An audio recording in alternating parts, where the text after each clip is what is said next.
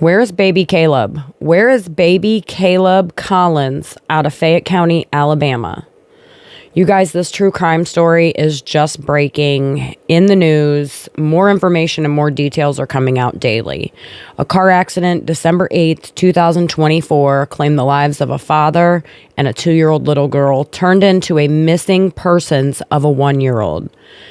I don't know if I need to put trigger warnings on videos over here, but this is crazy. You guys buckle up. This one is out there. And before we get into this, I just want to say a few things. Thank you for being here. This is one of my very first YT videos. I'm a little nervous, so bear with me. I don't know why, because I post on other social media platforms, but with the TT ban, I have no idea what's going on. We are going to be posting some stuff over here. Who's doing what not where.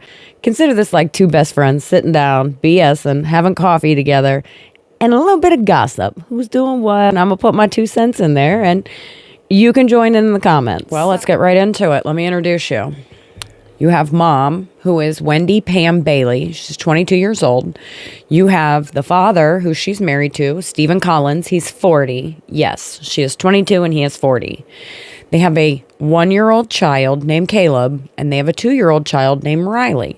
So December 8th, this story starts with an accident. Reighle was driving their Toyota Tacoma and collided with a tree. They were doing 92 miles an hour in a 45.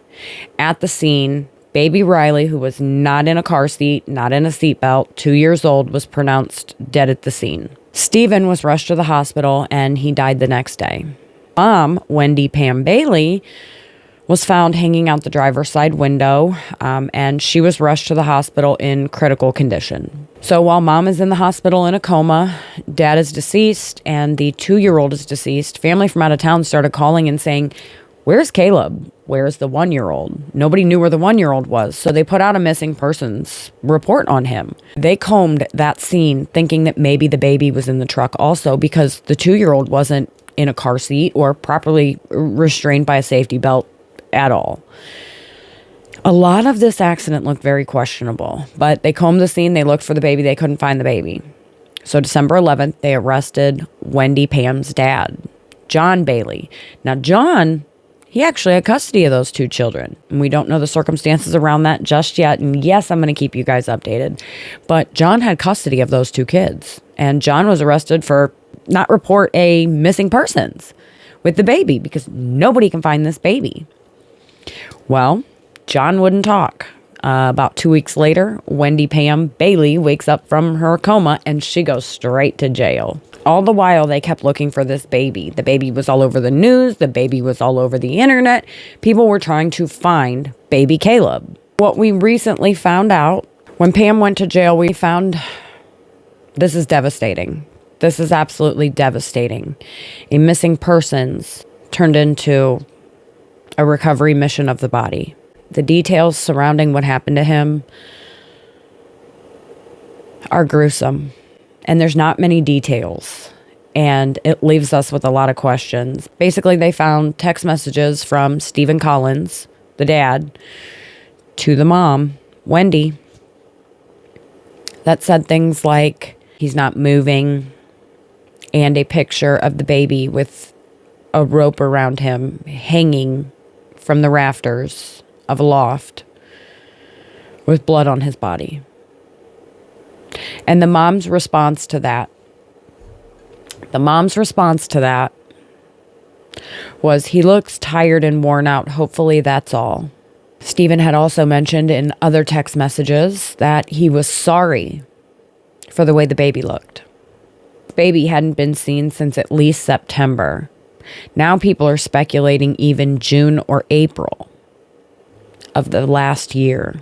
There was a couple that moved in across the street, and they had seen Wendy Pam outside with baby Reighle, the 2-year-old, and they had moved in April, and they had never once seen the 1-year-old, baby Kahleb. Later, it had come out that the baby was placed into a bag and was stored outside in a shed for quite some time, and they have no idea where the body is right now. Police have been out to the house several times to comb the residence. Wendy and Reighle Collins should have never been living in that home. The dad had custody, the grandfather, and the grandfather failed to report that child missing. Wendy's father, who had custody, John Bailey, is 55 years old, and we don't know why he had custody yet. And he was charged with not reporting a missing child. He's still in jail. He's not speaking, and he obtained an attorney. Failing to report a missing child that you have custody of. When you look into John's background, there are so many red flags on why he should have never had custody of these children. And what I've shared with you is basically all that we have right now, until they go to trial or more comes out. I am going to be digging into this case. This is going to be one of them that stand out in my mind. This system failed both of these children. With the way that accident looks, there were no skid marks behind the truck. There was no swerving. There was no trying to avoid this. And with what little information we do have, here's my hypothesis on what I think happened. Whatever reason CPS was involved, took the kids from Stephen and Wendy Pam, and placed them with the grandfather. Did very little research, did very little anything. Took the children, put them with the grandpa, and CPS walked away. Later, Wendy Pam and Stephen Collins moved in with grandpa and the children. There was a reason CPS removed those children from Stephen Collins. There's a reason CPS removed those children from Wendy Pam Bailey. And I think Stephen, once he moved in, started harming one, if not both those children, went too far and ended baby Kahleb's life because he's a coward. Then he texted Wendy Pam about it. They disposed of the body. I believe that Stephen Collins took his anger and his aggression out on baby Kahleb. I believe John Bailey knew. That's what I believe. And then he took photos and sent them to Pam, apologizing, saying, "I'm sorry." Her baby covered in blood. And she says he just looks tired and worn out. Hopefully that's all. I believe they later disposed of the body, and I believe that Wendy Pam is not going to ever tell anybody where baby Kahleb is. One side of me is glad that Stephen Collins is no longer here. But another side of me wants to watch him go to trial and watch him sit and rot in jail. What do you guys think? Deceased on the scene better than going to trial and wasting resources and time and money for somebody that did this to their child? These are proven facts. These are proven facts. And this is disgusting. I mean, absolutely disgusting of parents to do to their child. A 1-year-old at that. A helpless 1-year-old at that. I also believe that the guilt was too much for them. And they wanted to end it all as a family. And they got in that truck.